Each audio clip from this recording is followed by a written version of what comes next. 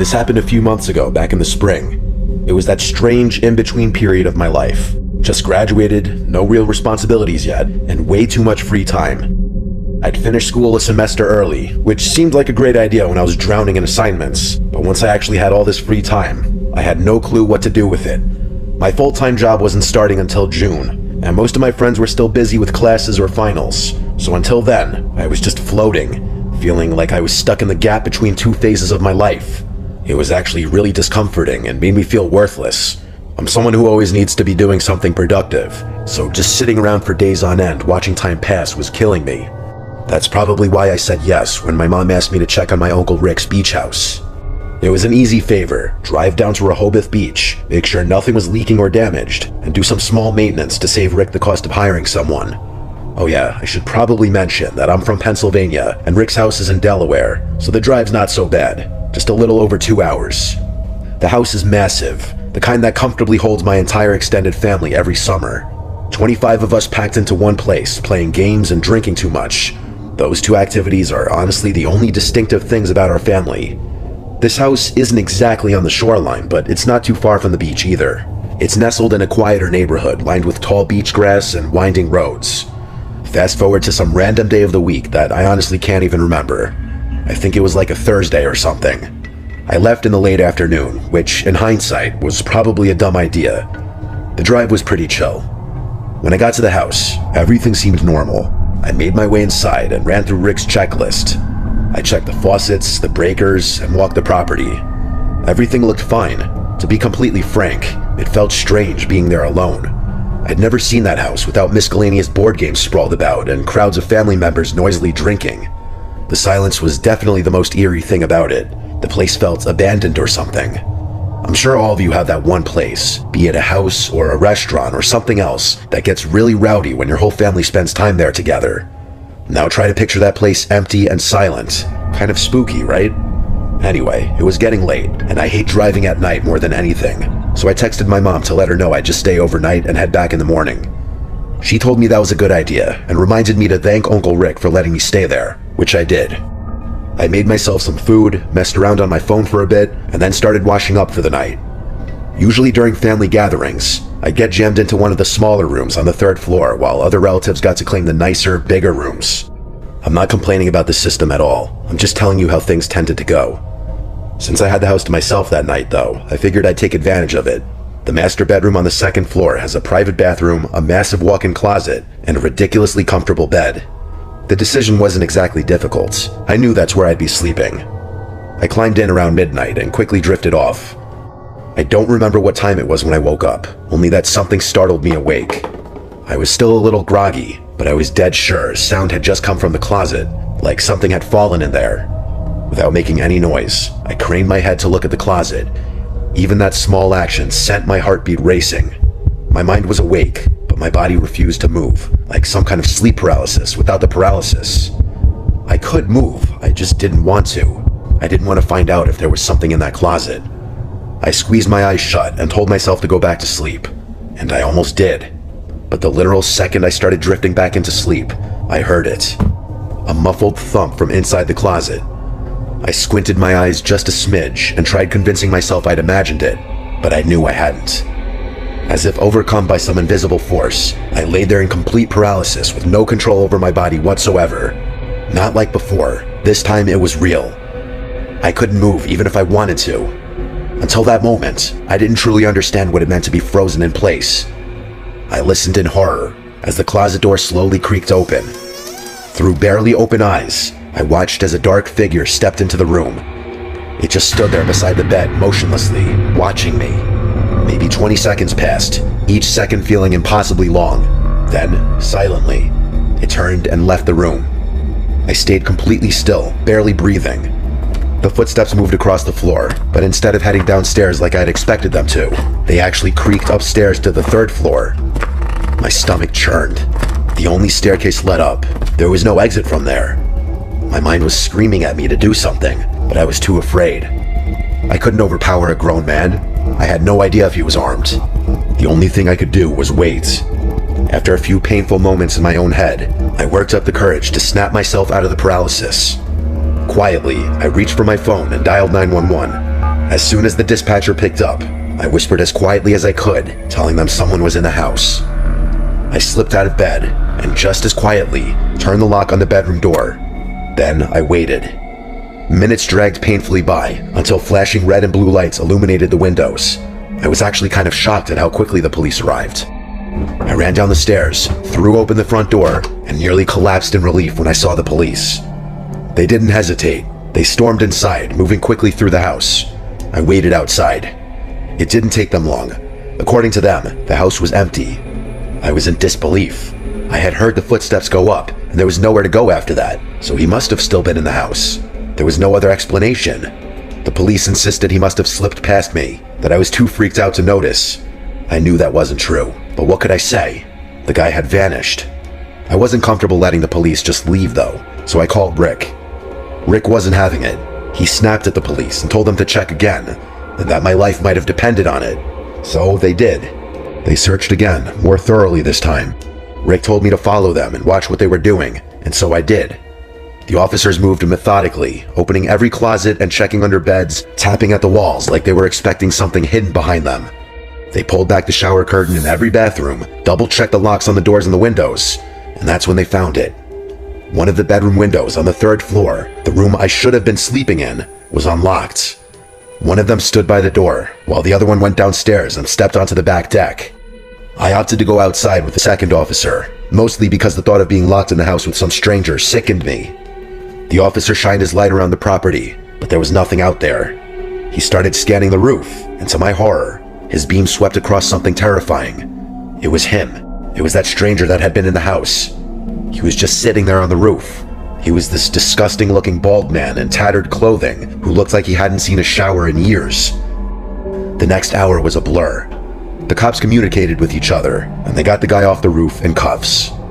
The police said he was probably homeless and squatting in the house for days, maybe longer. But when they asked him how he got in, how long he'd been there, and why he was hiding in the closet, he didn't answer.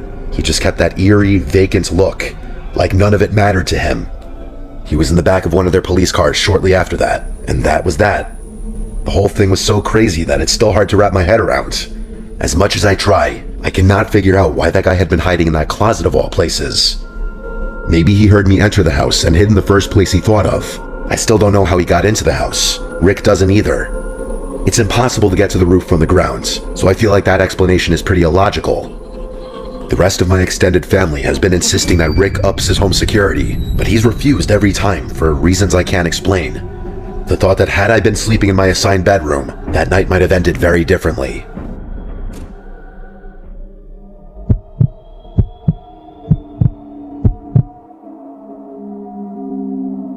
My buddy Mike has a beach house on the Jersey Shore. Calling it a beautiful property would be an understatement. It's magnificent. Or at least, as someone who never came from much, that's what it feels like to me. I obviously don't know the history too well. It's not my family's house after all. But from what I do know, that house has been in their family for generations. Mike's grandparents have been trying to use it as their permanent place of residence for the longest time. But unfortunately, they recently passed away. Without anyone living there anymore, the house is dormant most of the time since most of Mike's extended family lives on the West Coast, and his parents are too busy to make good use out of it. The upside to an otherwise sad situation, though, is that Mike is essentially allowed free access to it whenever he wants. I'm pretty sure it was Mike's dad's intention to rent the house out to try and make some extra cash, but as far as I know, the gears aren't exactly turning on that one. It's not exactly an easy task to find someone willing to rent out a beach house during the off-season, so you can't really blame the guy. It was sometime in mid-July when Mike hit me up and asked me if I wanted to come down for the weekend. He didn't have to twist my arm. I had nothing going on, and the thought of kicking back at a beach house, especially one that was nice, was an easy yes. His plan was simple. We'd hang out, maybe hit the beach during the day, then head to the boardwalk at night and just enjoy the shore for what it was. It wasn't some crazy party weekend or anything like that, just a chill escape from the usual, and honestly, I was looking forward to it. Mike and I lived pretty close together, so he was going to pick me up and drive me down with him. That Friday, I packed a duffel, threw it in his trunk, and the two of us made the drive down. The first night was chill. We got in sometime around 6, dropped our stuff off in the upstairs bedrooms, and settled in. The house has that cozy, slightly musty beach house smell, like a mix of salt air and old wood. Not in a bad way, more like history. You could tell it's seen decades of family summers. After grabbing a quick bite from a sub shop nearby, we decided to walk the beach for a bit, just to take in the evening. Mike brought a couple rods with him, so we figured we'd try our luck fishing for a while. It wasn't really about catching anything though, it was more about being out there. At one point, we stumbled across a pair of girls about our age. They were walking barefoot along the shoreline, and Mike, being Mike, struck up conversation right away. They were local, or at least semi-local, and it turned into one of those low-stakes, slightly flirtatious interactions that happen naturally when you're young and on the beach at night. We got their numbers, and they continued their walk while we continued fishing. There were still a good number of people around since it was peak season, but Mike knew all the quiet pockets. Private beach access, tucked away paths through dunes, little spots between houses where the lights didn't reach. We ended up finding a nice stretch to ourselves where the only sound was the water and the wind. It was the kind of night that made you forget about real life for a bit. The next morning, we woke up around 9 and decided to go for a run along the boardwalk. It was already warm out by then, but there was a breeze coming off the ocean that made it bearable. We weren't doing anything crazy, just a couple miles to get the blood flowing. Mike's a pretty active guy, and I've been trying to stay in shape, so it felt good to move after a night of lounging around. The rest of the day kind of slipped by without us noticing. Later that evening, Mike floated the idea of hitting a few bars in Seaside, but we were both wiped. Even though the idea sounded fun in theory, the thought of waiting in line and yelling over music didn't really line up with how our bodies felt after a full day in the sun. We ended up crashing kind of early instead. Sometime after midnight, I woke up to a shrill, piercing beeping. At first, I thought it was part of a dream, but after a second or two of lying there in the dark, I realized it was real. It sounded like a smoke detector, one of those sharp, high-pitched alarms that cut straight through your skull. I threw myself out of bed and started scanning my surroundings in an effort to pinpoint where the beeping was coming from. It didn't sound like it was coming from my bedroom or anywhere else on the second floor. After focusing for a few more seconds, I got the impression that it was actually coming from above me. Without thinking, I yanked the bedroom door open and made a beeline for Mike's room. With both hands, I jolted him awake and told him to follow me. He immediately caught on to the situation and hurried after me, not even bothering to put a shirt on. As if our lives depended on it, the two of us bolted up the stairs, completely unsure of what we'd be running into. The third floor was mostly dark, except for a little bit of moonlight leaking in through the window at the end of the hallway. We flipped the lights on and started scanning the space, still expecting to see or smell something burning. But there was nothing. No smoke, no flickering lights, no signs of a fire at all, actually. It was baffling. Eventually, after some painfully irritating minutes of searching for the source of that god-awful noise, I found something. In one of the bedrooms, tucked neatly under a pillow, was a small black device. Before calling Mike into the room, I decided to examine it myself a little, mostly out of pure confusion. It was the size of a walkie-talkie, all black with the exception of a blinking red light on top. That was it. No buttons, no stickers, no screen, just a smooth jet black casing, that blinking light, and a single switch on the side. Or at least what looked like a switch. I flipped it off, and the beeping stopped immediately. Mike entered the room at the same time. His eyes flicked from the bed, to me, to the device in my hand. Neither of us said anything at first. We locked eyes, and I could tell he was just as confused, and just as scared as I was. After a few more seconds of silence, he asked me if I had ever seen that black thing before. I said no and asked him the same, to which he also said no. For the next hour, we tried figuring out what that thing was, how it had gotten there, and what had triggered it. But no answer we came up with was satisfying. Mike swore none of his family members had been in that house in ages, and I believed him. I mean, why would he lie about that? Plus, who the hell would put that thing in their own home? You might think it was for safety or something, or maybe a substitute for a faulty upstairs smoke detector, but again, there was no fire, so it hadn't even prevented any emergencies. And then the matter of how it had gotten triggered in the first place, that was the scariest part about the whole thing. We were sitting in Mike's room in the dark when I had a crazy thought. I couldn't believe it hadn't occurred to me until then. The switch. I pulled out the device and very quickly flipped the switch on and off, and you guessed it, the shrill beeping started up again and stopped as soon as I flipped it off. Both of us froze, and Mike whispered, "Oh my God." The thought hit us both at the same time. The only way to operate the device was by hand. Someone else was in the house. We didn't waste any time. Mike dialed the police while I locked the door, barricading it as best I could. We waited for what felt like forever, and finally, the police showed up. We quickly made our way downstairs to intercept them.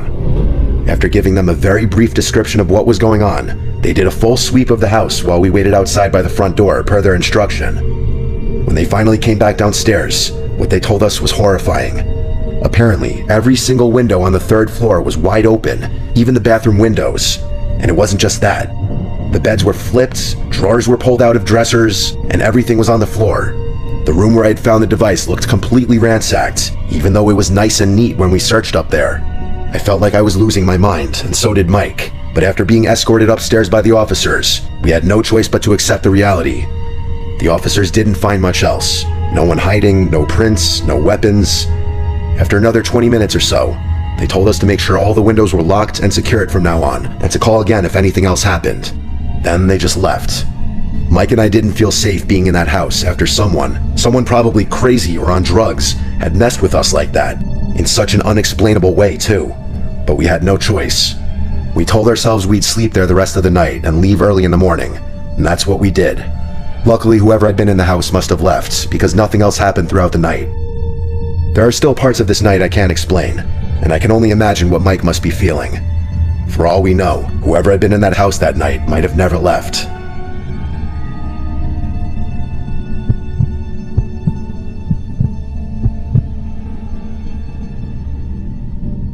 This happened a decent while ago, back when I was 22. Enough years have passed to the point where I feel safe talking about it. I was fresh out of college with a desirable job and minimal expenses since I was living in my childhood home with my parents. Imagine that, racking up considerable savings without having to worry about food or a place to sleep, and all the while having full access to the room I grew up in, my car, and all my hometown comforts. It's safe to say I was living in pure bliss. Believe me, I knew how lucky I was to have parents who allowed me to stay at home and rent free. I know a lot of people don't have that option, so it's something I never took for granted. But not everything was as stress-free as you might think. What I'm about to tell you happened not even 1 month into my time back at home. I've never been what people my age like to call a party girl. I don't drink excessive amounts of alcohol, I don't spend every ounce of my free time at clubs, and I definitely don't allow men to dictate my life in any way. That's just how I was raised. My father is the most important man in my life, and hookup culture disgusts me. Because of all that, my life is pretty routine. Wake up, satisfy my caffeine addiction, go to work, go to the gym, read a bit of my book at home, mess around on my phone, and go to sleep. Weekends are for hiking, mini road trips, board games, and whatever else I decide I want to spend my time doing. But one random weekend, my closest friend from college, Lindsay, invited me and our other 2 friends, Sabrina and Thea, to spend a few days at her family's beach house. I'd never been, but from the way Lindsay talked about it, the place sounded like a dream. Quiet, tucked away from the touristy chaos on its own private beach, and just a short walk from the water. To put it bluntly, Lindsay's family is loaded. I think both her parents were neurosurgeons, so I had a feeling her beach house would be insane, and I was far from disappointed. When I first laid eyes on it, I was awestruck. Look, I'm no architect, but I know a modern-style house when I see one. And Lindsay's must have been ultra-modern because it looked more like a covert military safe house than a personal home. I'd love to show you guys pictures of it, believe me, I've got plenty, but out of respect for Lindsay's family, I think that would be in really poor taste even if what I'm about to tell you didn't happen. The 4 of us unloaded our stuff and decided where we'd be sleeping. Lindsay obviously had enough individual bedrooms for all of us to occupy, but what would be the fun in that? Instead, the 4 of us stayed in the same room, one of the kids' bedrooms that had 2 sets of bunk beds and its own attached bathroom. We'd been staying there 3 nights, which, in my opinion, is the perfect amount of time to spend coupled up with anyone other than your family. I tend to be relatively irritable, so anyone who's not clean or polite tends to tick me off pretty easily. Not that any of my friends are, but you know how it is. I know I told you about my relatively boring lifestyle already, but if there was a time to drink, it was that weekend with my friends. So I definitely planned on letting loose a little more than I ordinarily would. We wanted to keep the first night pretty chill though, so we walked down to the private beach connected to the house and sat in the sand, stargazing. The 4 of us were drinking White Claws and listening to house music on Sabrina's speaker when we noticed something in the distance. It was this faint, flickering light emanating from somewhere further down the shore. The 4 of us quieted down a bit and watched the light flicker on and off. The sight was kind of hypnotic, as eerie as it was. After a while, it became clear that the light was swinging back and forth, like a handheld flashlight someone was walking with. And soon after, we realized that's just what it was. It looked like 3 or 4 people casually walking in our direction. Not running or stumbling or moving strangely, but strolling at a leisurely pace. As they got closer, we started hearing the sound of laughter, which caused all of us to relax a bit. Considering how late it was most likely just a group of teenagers or even people our age. They must have noticed us because at some point, one of them yelled out hi in a friendly voice. It was a guy's voice, and he sounded around our age. Thea yelled back, and we made some small talk while they made their way over to us. As they approached, we could see that it was a group of 3 guys who looked maybe a year or 2 older than we were. They all had that typical beach boy look, which I could tell right away my friends were digging, especially Thea. She's a bit crazy when it comes to guys, so I can't say I was too surprised. She knows how I feel about her lifestyle, so it's not like I'm saying anything crazy. To be fair, she is drop-dead gorgeous, and I've never seen a guy not take a liking to her. The guys sat down with their beers, and the 7 of us continued drinking. It was actually a really great time. The guys weren't overtly flirtatious, but they weren't boring either. Fast forward an hour and several drinks later, and they ultimately invited us back to their place. Personally, I was exhausted and was leaning towards going to sleep, but I could tell all 3 of my friends wanted to continue hanging out with the boys, especially Thea, of course. I decided not to spoil everyone's fun and called it a night for myself, telling my friends to go on without me. There were only 3 guys after all, and I had no intention of hooking up with anyone that night. I walked back towards Lindsay's house while the 6 of them walked along the beach, presumably towards wherever the guys were staying. I washed up and went to bed. Sometime after 3 in the morning, I woke up to a FaceTime call from Lindsay, which was confusing since she should have either been home by then or asleep next to one of the guys. I answered her in a groggy voice, and what she said woke me up instantly.